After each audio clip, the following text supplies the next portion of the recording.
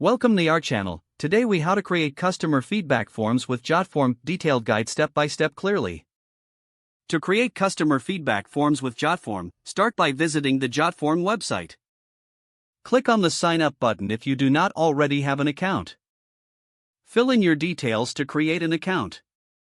If you already have an account, click on login to access your dashboard. Once logged in, click on the create form button to begin. Choose the option to start from scratch, use a template, or import a form. For this guide, select Start from Scratch. Next, choose between the classic form or card form layout.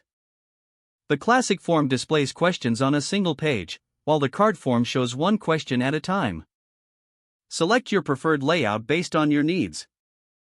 Now, you will enter the Form Builder interface. On the left side, you will see various elements you can add to your form.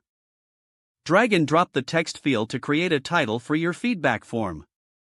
Add descriptive text so users understand the purpose of the form. Next, incorporate a rating element to capture overall customer satisfaction. This allows customers to rate their experience on a scale you choose. Add a multiple choice or drop-down element to gather specific feedback topics. Consider including questions like, "What did you like most about our service?" For more detailed responses, use the long text element. This is ideal for open-ended questions, allowing customers to express their thoughts. To ensure you receive essential information, add required fields with the required option. Customizing your form design is important for branding. Click on the Form Designer icon to access design options.